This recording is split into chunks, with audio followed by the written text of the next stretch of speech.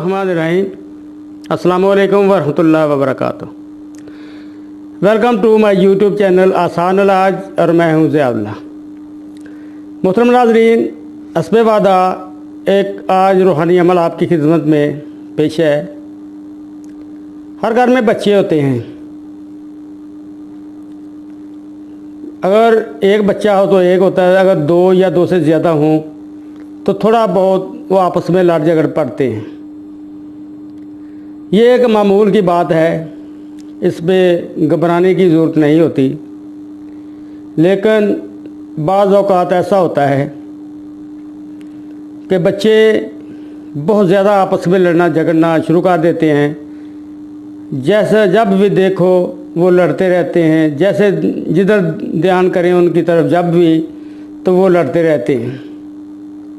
ये अच्छी आदत नहीं है, क्योंकि इस तरह नफसियाती तौर पर बच्चे बड़े होकर भी लड़ाई झगड़े के शौकीन बन जाते हैं। ये उनकी आदत सानिया बन जाती है। तो इस सिलसिले में आज का ये रूहानी अमल इंशाअल्लाह इन बच्चों में प्यार और मोहब्बत को बढ़ा देगा, लड़ाई झगड़े को ख़त्म कर देगा। किसी तौर भी वो आपस में नहीं लड़ेंगे। कोई भी घर का ये फ़र्द कर ले, माँ कर ले, बाप कर ले, लेकिन जो भी करे उस बाकायदगी से उसे 5 वक्त नमाज अदा करना होगी। जब वो फ़र्ज़ नमाज की अदायगी कर ले, उसके बाद 3 बार दुरूद शरीफ पढ़े, जो दुरूद इब्राहिमी है हम नमाज में पढ़ते हैं।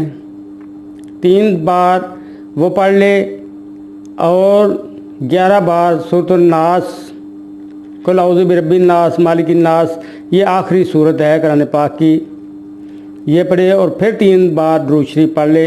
आंखें बंद करके उन बच्चों का तसव्वुर करके उनकी शक्ल को अपने सामने लाकर उन पे फूंक मार दे। हर नमाज के बाद सुबह से लेकर इशा तक चंद दिनों के अंदर अंदर इंशाअल्लाह आप देखेंगे कि वही बच्चे जो दस्तों गिरबान रहते हैं, हर वक्त लड़ते झगड़ते रहते हैं, गालियाँ निकालते रहते हैं, वो आपस में शेर व शक्कर हो जाएंगे। इंशाअल्लाह वो आपस में प्यार और मोहब्बत से रहना शुरू कर देंगे। ये आप आजमाएं, क्योंकि ये तो कुरान पाक है, इसे क्या आजमाना किसी ने। इसमें शिफा अल्लाह ने रखी है, दे जिस्मानी शिफा भी, रूहानी शिफा भी। ये दोनों शिफाओं का मरकज़ और मंबा है।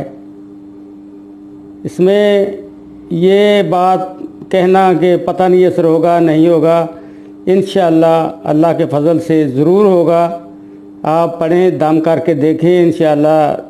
चूँकि हमारी आबादी ज़्यादा दमों पे यकीन भी रखती है और पीरों के दरों पे जाती है, और उनके महल्लात में हमारा एक बहुत बड़ा किरदार है।